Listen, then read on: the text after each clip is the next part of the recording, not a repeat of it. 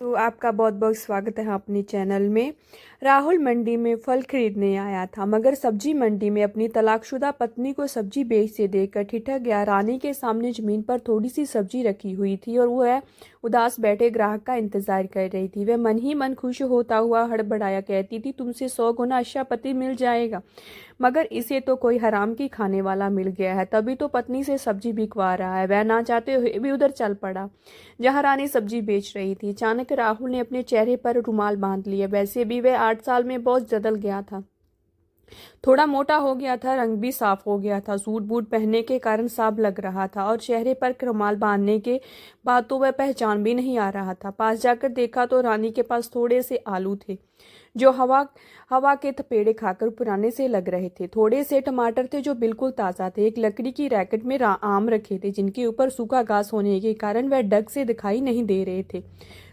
थोड़ी सी हरी मिर्च और 4-5 नग धब्बे वाले गोल फूल गोभी भी थी। बस सड़क के किनारे जमीन पर एक चादर बिछाकर उसी पर लगी छोटी सी दुकान में इतना ही सामान था। राहुल ने गौर किया, वह बहुत ही ज्यादा दुबली पतली हो गई थी। चेहरे पर जरा भी रौनक नहीं थी, रंग भी सांवला हो गया था। एक बार तो उसे शक हुआ कि वह रानी नहीं कोई और है, मगर उसके माथे पर बड़ा सा तिल देखकर उसे विश्वास हो गया कि वह रानी ही है। रानी ने आशा भरी दृष्टि से उसकी तरफ देखी, फिर जल्दी में बोली, क्या चाहिए साहब? पड़ोस में सब्जी बेच रही एक महिला बोली, इसके पास तो बासी सब्जी है साहब, ताजा सब्जी लेनी है तो इधर आ जाएं। मगर रानी जल्दबाजी में बोली, बासी नहीं है साहब, बस धूप के कारण थोड़ा पुराना लग रही है, वरना मैंने आज ही सुबह खरीदी थी। रानी के चेहरे पर बेबसी और मजबूरी के भाव देखकर उसका दिल धड़क गया। आखिर जिंदगी के 6 साल उसके साथ गुजारे थे। तलाक जरूर हो गया था, मगर उन 6 सालों में कुछ यादगार और हसीन पल भी गुजरे थे। वह बिना बोले ही ऊपर से घास हटाकर आम देखने लगा। आम थे तो बढ़िया किस्म के, मगर उनमें ही सलवट्टे पड़ी हुई थी, पुराने होने के कारण पिछले हुए थे। वह बोला, ये तो सचमुच खराब हो गए हैं। रानी अधीर होकर बोली, नहीं साहब, खराब नहीं हुए हैं, बस थोड़े से अलसाए हुए लग रहे हैं। ले लो ना साहब, शाम का वक्त है, सस्ता दे दूंगी। वहां से जाने का नाटक करते हुए बोला, मैं जानता हूं ये खराब हो चुके हैं, छिलका उतार कर देखो, अंदर से काले पड़ गए हैं। वह गिड़गिड़ाते हुए बोली, आप एक आम खाकर देख लो सर, अगर खराब लगे तो मत लेना। 2-3 दिन से बेटी की तबीयत खराब चल रही है, इस कारण दुकान ढंग से नहीं लगा पा रही हूँ।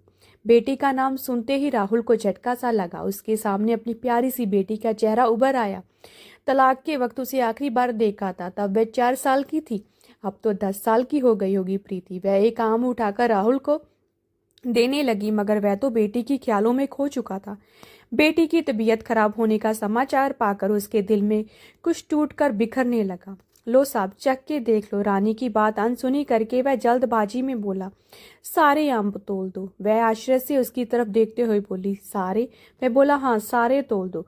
और वह खुश होकर आम तोलने लगी। 8 किलो आम थे। वह 2 थैलियों में डालकर उसे देते हुए बोली, 100 रुपये किलो बेच रही हूँ, मगर आप 8 किलो पूरे ले रहे हो, इसलिए 80 रुपये किलो के भाव से दे दो। कुल 440 होते हैं साहब, आपका ऊपर के 40 भी रहने दो, आप 600 रुपये ही दे दो। वह बोला, तुम्हारी बेटी बीमार है, इसलिए 100 रुपये किलो के भाव से पैसे ले लो। फिर 500 के 2-2 नोट निकाल कर देने लगा। रानी ने पीछे से पुकारा, 100 रुपये किलो के भाव से जोड़े तब भी 800 रुपये होते हैं साहब, अपने 200 रुपये तो वापस लेते जाओ। राहुल वही रुक गया, मगर कुछ बोला नहीं। रानी खड़ी होकर पास आई, फिर बोली, भीख नहीं चाहिए साहब, भीख ना मांगनी पड़े इसलिए वह दुकान लगाई है। मैं बोला, तुम्हारा पति कुछ नहीं करता? वह 200 रुपये उसके हाथ पर रखते हुए बोली, पति से 8 साल पहले तलाक हो गया साहब। वह चल पड़ा, फिर चलते चलते बोला, तुम जैसी खुददार औरत के साथ तुम्हारे पति ने जरूर कुछ गलत किया होगा, तभी रिश्ता टूट गया। वह पीछे से बोली, नहीं साहब, पति अच्छा था, बस दिन खराब थे। अब वह रुक ना सका, जल्दी वहां से दूर अपनी गाड़ी के पास चला गया। उसके पीछे मुड़कर देखा, रानी अपनी दुकान समेट रही थी। शायद उसकी आज मजदूरी हो गई थी, इसीलिए वह अंधेरा होने से पहले ही घर जा रही थी। राहुल का मन किया उसके पीछे जाए ताकि पता चले कहाँ रहती है उसका पति। प्रीति को देखने का मन भी कर रहा था, इसलिए उसके दिल में एक खिंचाव सा महसूस होने लगा। रानी ने तलाक के बाद किसी पुरुष से शादी भी नहीं की थी, ये बात भी उसके दिल में खटक रही थी। जब वह अपने पची हुई सब्जी को एक झोले में रखकर घर की तरफ चल पड़ी, राहुल पैदल ही उसके पीछे हो लिया और उससे काफी दूरी का फासला बनाकर चल रहा था। कि वह उसे देख ना पाए। राहुल के दिमाग में एक ही सवाल बार बार शोर मचा रहा था कि रानी कानपुर में कैसे आई? उसके घर तो दूर एक गांव में था। वहां उसके 2 भाई थे, उन्होंने बहन को अकेला कैसे छोड़ दिया? तलाक के वक्त तो बड़े होशियार रहे थे। राहुल को रानी को जवाब से थोड़ी तसल्ली थी कि पति अच्छा था, सब बस दिन ही खराब थे। मतलब वे आज भी उसे बुरा नहीं मानती। अचानक चलते चलते राहुल का दिल भर आया, आंखों से आंसू छलक आए थे। उसे याद आया जब एक रात रानी ने कहा, आप मेरे स्वाभिमान की रक्षा कर लेना जी, बाकी आपके साथ रहकर मैं सब कुछ सहन कर लूंगी। वह उसके स्वाभिमान की रक्षा नहीं कर पाया था। राहुल के सामने उसकी भाभी ने उसे जलील करती थी, वह चुपचाप खड़ा सुनता रहता था। वह खुददार थी, बिना गलती के सिर झुकाना जरा भी पसंद नहीं था, इसीलिए वह अपने मायके चली गई थी। इसके बाद भाभी की बातों में आकर राहुल ने उसके तलाक का नोटिस भेज दिया और उसकी दूसरी गलती तो रिश्ता ही तोड़ गई। वह भाई और भाभी की बहुत इज्जत करता था, इसीलिए उसे पत्नी से ज्यादा भी भाभी पर भरोसा था। रानी के साथ उसके जीवन के 4 साल बहुत अच्छे गुजरे थे, मगर 5वें साल कलह होने लगी थी। भाभी जब किसी बात पर प्रीति को थप्पड़ लगाती थी तब रानी को जरा भी अच्छा नहीं लगता था। इसी बात पर कलह बढ़ जाया करती थी। कलह और झगड़े के कारण रानी अलग होने का दबाव बना रही थी, जो राहुल को जरा भी पसंद नहीं था। राहुल के भाई और भाभी नहीं चाहते थे कि पुश्तैनी दुकान का बंटवारा हो, अकेले ही सब कुछ हड़पना चाहते थे। वह भाई के साथ दुकान पर बराबर काम करता था, मगर जब उसे और रानी को पैसे चाहिए होते थे तब भाभी से मांग कर लेने पड़ते थे। ये बात रानी को अच्छी नहीं लगती थी। रानी ने एक मेडिकल स्टोर से कुछ दवाई ली, फिर एक गली में चली गई। राहुल निश्चित फासला बनाकर उसके पीछे पीछे चल रहा था। चलते चलते वह शहर के बाहर की बस्ती में आ गया। कुछ दूर चलने के बाद वह एक पुराने से घर में प्रवेश कर गया, जिसके कमरों के नाम पर 2 खंडर से कमरे थे। वहां बाहर चौक में 2 खटिया डाली हुई थी, एक पर प्रीति लेटी हुई थी, दूसरी खाट पर एक बुढ़िया लेटी थी। राहुल ने देखा रानी के पहुंचते ही वह बुढ़िया उठाकर बैठ गई। उसने बुढ़िया का चेहरा देखा तो पहचान गया, वह रानी की माँ थी। जानी राहुल की साथ ही प्रीति में उठ गई थी। वह पहले से बड़ी हो गई थी, लेकिन बहुत कमजोर लग रही थी। उस पर नजर पड़ते ही राहुल के दिल से झरना बहने लगा। उसका दिल किया कि जाकर प्रीति को अपने सीने से लगा ले। वह बेचैन होकर बहुत टाइम तक प्रीति को देखता रहा और उसकी आंखों से आंसू बहते रहे, मगर वह लाख चाहकर भी घर के अंदर नहीं जा सकता था। जल्दी ही वापस लौट गया। उसे भाभी पर बार बार गुस्सा आ रहा था, जिसने उसके हंसते हंसते खेलते परिवार को बर्बाद कर दिया था। तलाक के समय भाभी कहती थी कि जल्दी ही तुम्हारी दूसरी शादी करा दूंगी, पर 8 साल हो गए, भाभी ने अभी तक कुछ नहीं किया। अभी तक रुडवा ही जी रहा हूँ। इस शहर में अकेला ही रहता था, जहाँ उसके भाई ने एक दुकान और 2 बेडरूम का घर खरीद कर दे रखा था, ताकि धंधे को और आगे बढ़ाया जा सके। राहुल अकेला ही दुकान चला रहा था। घर भी ठीक दुकान के पीछे था। वह उस घर में अकेला ही रहता था। भाई भाभी उसे आगे भी बिना पत्नी के रखना चाहते थे, ताकि बिना वह ना हिस्सा मांग सके और जिंदगी भर कमा कर देता रहे। उसका भाभी हर हफ्ते दुकान पर आता और बचत के सारे पैसे लेकर चला जाता था, मगर कहते हैं ना कि ऊपर वाले के घर में देर है अंधेर नहीं। भगवान के संजोग से दोनों तलाकशुदा पति पत्नी एक ही शहर में रहने आ गए। अभी तक दोनों ने दूसरी शादी भी नहीं की थी, कुछ भी हो सकता था।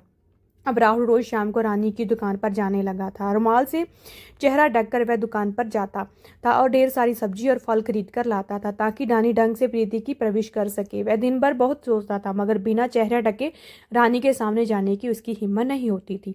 जो सब्जी खरीद कर लाता था, जितनी जरूरत होती उतनी सब्जी रख लेता था, बाकी बची सब्जियों को आवारा पशुओं को खिला दिया करता था।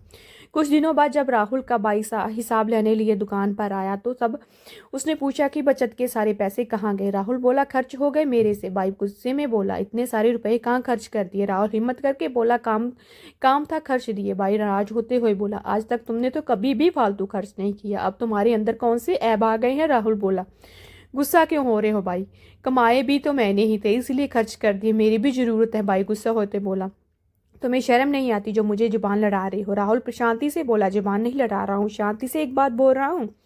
मैं कमाता तो खर्च भी कर सकता हूँ। ये घर और दुकान तो अपने मेरे नाम ही खरीदी है, इसलिए ये आप मुझे दे दो। आपके पास पुश्तैनी घर और बड़ी दुकान है, इसकी कीमत यहाँ से बहुत ज़्यादा है। आप पुश्तैनी ज़मीन जायदाद रखिए और ये छोटा सा घर और दुकान आप मुझे दे दीजिए। अब मैं अकेला ही जीना चाहता हूँ। भाई बोला, तू कैसी बात कर रहा है? मैं तुझे अकेले कैसे छोड़ सकता? अभी तो मुझे तेरी शादी करानी है, तेरा फिर से घर बसाना है। राहुल बोला, अब मेरी झूठी फिक्र करना छोड़ दो। आपने अब और भाभी ने मिलकर मुझे मेरी बीवी से अलग कर दिया और आप दोनों ने मेरा बसा बसाया घर उजाड़ दिया।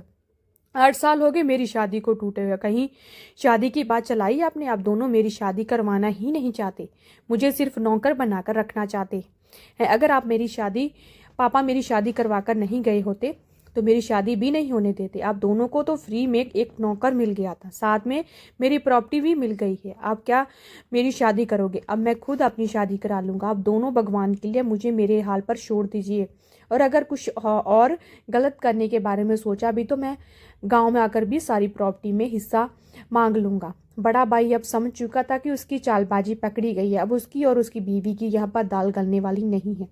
झूठे रिश्ते नकाब का उतर चुका था। भाई का हिस्सा मारकर अपने बेटों के लिए ज़्यादा प्रॉपर्टी छोड़ कर जाना चाहता था, मगर उसका ये सपना पूरा नहीं हुआ और वह चुपचाप वहां से निकल आया। अब राहुल भाई और भाभी के चुंगल से निकल चुका था। वह मन में विचार कर रहा था, उसे रानी और अपनी बेटी प्रति बहुत याद आ रही थी। इसीलिए दोपहर के समय ही वह रानी की दुकान पर जा पहुंचा।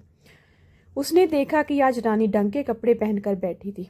उसकी आंखों में चिंता और उदासी साफ झलक रही थी। करीब जाते ही बोला, आपकी बेटी अब कैसी है?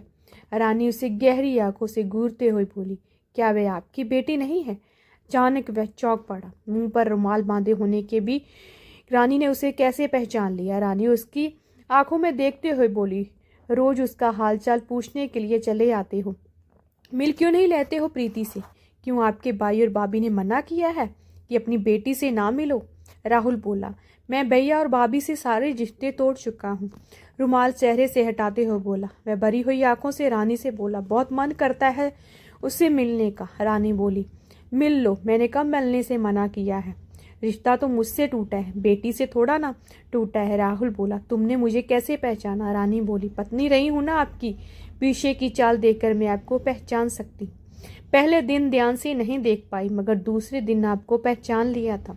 जब आप प्रीति के बारे में हमेशा पूछते हैं तो आपकी आंखों में हमेशा दर्द दिखता था। वह एक पिता ही आंखों में दिख सकता है। अपना चेहरा तो आपने छुपा लिया, मगर बेटी से मिलने की तड़प आंखों में नहीं छुपा पाए। घर का एड्रेस बताती हूँ, अब वहां चले जाओ, प्रीति से मिल लो। मैं शाम को ही घर जा पाऊंगी। वह रानी की तरफ देखते हुए बोला, नहीं, तुम साथ में चलो, तभी उससे बात कर पाऊंगा। जब मुझसे दूर गई थी तब वह छोटी थी, अब वह मुझे नहीं पहचान पाएगी। रानी की आंखों में आंसू भर आए। उसको छिपाते हुए बोली, शादी की एल्बम आज भी मेरे पास है, रोज वह आपको देखती है, आपको जरा भी नहीं भूली है, देखते ही पहचान लेगी। वह एक विनती करती हुई बोला, नहीं, तुम्हारे साथ चलूंगा, मैं तुम्हारे साथ ही उससे मिलना चाहता हूँ। रानी बोली, क्या गरीब के पेट पर लात मार रहे हो? धंधे का टाइम है, अगर साथ गई तो सारा सामान ऐसे ही रह जाएगा, कुछ भी नहीं बिकेगा। मैं बोला, सारे सामान के पैसे मैं दे दूंगा, लेकिन तुम मेरे साथ चलो प्लीज। आज के बाद तुम्हें कभी परेशान करने नहीं आऊंगा। ये सुनकर रानी को थोड़ा धक्का लगा। वह बोली, क्यों, आपकी दूसरी पत्नी जहाँ आने से मना करती है क्या? वह दास मन से बोला, मैंने दूसरी शादी नहीं की है। ये बात सुनते ही ना जाने क्यों रानी के दिल को थोड़ी राहत मिली। मैं उसके साथ जाने के लिए राजी हो गई। अपनी दुकान बाजू वाले को संभालने के लिए बोलकर उसके साथ गाड़ी में बैठकर गई और घर की ओर रवाना हो गई। रास्ते में रानी ने पूछा कि आप इस शहर में क्या कर रहे हो? राहुल ने सारी बात बताई और वह ये भी बोला कि अब वह उसी शहर में रहेगा हमेशा के लिए। भाई भाभी से हमेशा के लिए रिश्ता तोड़ लिया है। वह सोचने लगी कि काश रिश्ता पहले टूट गया होता तो आज हम दोनों साथ में होते, हमारा तलाक नहीं होता। हमारा रिश्ता तो भाई भाभी के कारण ही टूटा था। राहुल ने पूछा, तुम यहाँ कैसे आ गई? वह उदास मन से बोली, भैया और भाभीियों के ऊपर बोझ बन गई थी। शुरू में सब कुछ ठीक था, लेकिन बाद में सबकी असलियत सामने आने लगी। शुरू में भाइयों ने साथ दिया, लेकिन बाद में फिर वह भाभीियों के साथ हो गए। आपको तो पता है, कुत्तों की तरह फेंकी हुई रोटियां मैं नहीं खा सकती। जिस घर में मैं रहती हूँ वह घर मेरे मामा का है। मामा का परिवार अब इस शहर में नहीं रहता है, वो लोग दिल्ली में रहते हैं।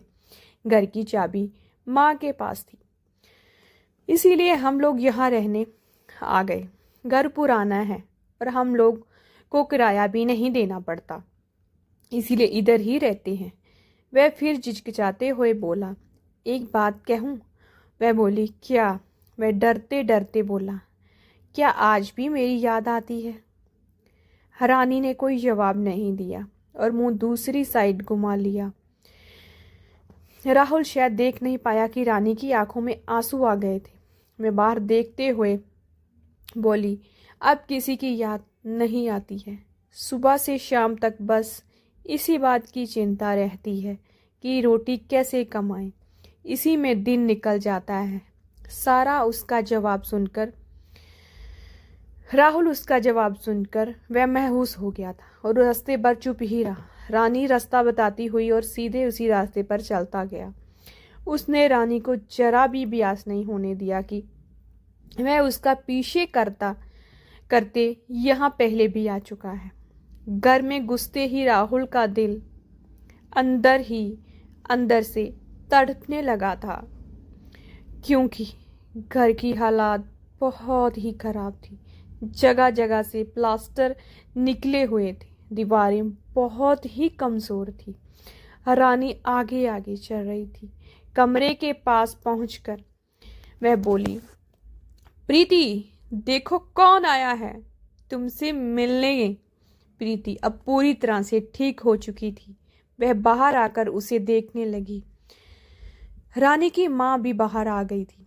प्रीति उसकी तरफ टुकर टुकर अपनी बड़ी बड़ी आंखों से देख रही थी, लेकिन राहुल के पास नहीं आई। वह अपनी मम्मी के पास दौड़ कर जाकर लिपट गई। रानी बोली, डरो मत बेटा, ये तुम्हारे पापा हैं। प्रीति बोली, पापा हैं? मगर गंदे पापा हैं। इन्होंने आपको बहुत रुलाया है। प्रीति अब बड़ी हो चुकी थी। उसे अच्छी तरह से सब कुछ समझ में आ रहा था। राहुल को जिस बात का डर था वही हुआ, इसीलिए वह अकेला नहीं आ रहा था, रानी को साथ में लाया था। राहुल चिचकते हुए सास के पैर छूने लगा। सास भी 2 कदम पीछे हट गई और बोली, दूर रहो हमसे, हमारा तुम्हारा कोई रिश्ता नहीं है। अब इसीलिए पैर छूने की कोई जरूरत नहीं है।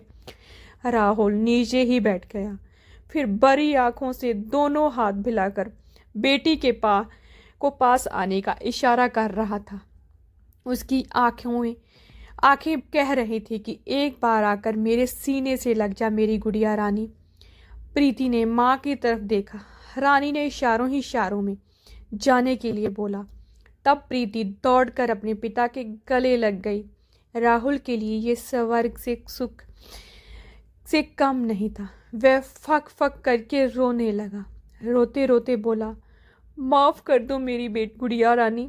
जिंदगी के फैसले खुद लेने में मैंने बहुत ज़्यादा देर कर दी, वरना आज तुम और तुम्हारी माँ मेरे साथ होते। फिर वह प्रीति को उठाकर गाड़ी के पास लेकर आया और गाड़ी की डिग्गी खोलकर बोला, देखो बेटा, तुम्हारे लिए क्या लेकर आया हूँ। एक बड़े से थैले में ढेर सारा सामान था। चॉकलेट, बिस्किट, खिलौने और कपड़े से थैला भरा हुआ था। वह एक एक सामान निकालकर प्रीति को देने लगा। रानी गौर से देख रही थी। ये सोचकर उसका दिल जोर से धड़क रहा था कि उस थैले में उसके लिए भी कुछ तो निकलेगा, मगर पूरा थैला खाली हो चुका था। रानी के लिए कुछ भी नहीं था। रानी समझ गई कि वह सिर्फ अपनी बेटी के लिए आया है। इतनी सारी चीजें पाकर प्रीति बहुत ज़्यादा खुश थी। रानी बोली, अब चलते हैं, मुझे दुकान पर भी जाना है। अरे राहुल प्रीति के सर पर हाथ फेरते हुए बोला, मैं फिर आऊँगा बेटा। रानी चुपचाप उसके बगल में बैठ गई। दोनों चुप थे। रानी सोच रही थी कि इतना सब कुछ बिटिया के लिए लाए थे, इसी में से कुछ निकाल कर मेरा दिल रखने के लिए दे देते। तलाक हो जाने से थोड़े कोई सब कुछ खत्म हो जाता है। वह गाड़ी चलाते हुए बोला, एक बात पूछूं? मैं बोली, क्या? अगर तुम्हारे लिए कोई चीज़ लाता तो क्या वह तुम ले लेती? रानी तिरछी नजरों से उसे देखा, फिर बोली, जब लाते फिर देखती, अब छोड़ो। वह जल्दबाजी में बोला, लाया हूँ, तुम वादा करो कि तुम ले लोगी, मना नहीं करोगी। रानी का दिल जोर जोर से धड़कने लगा। वह सोचने लगी कि ऐसी क्या चीज लाया है जो देते हुए इतना घबरा रहा है।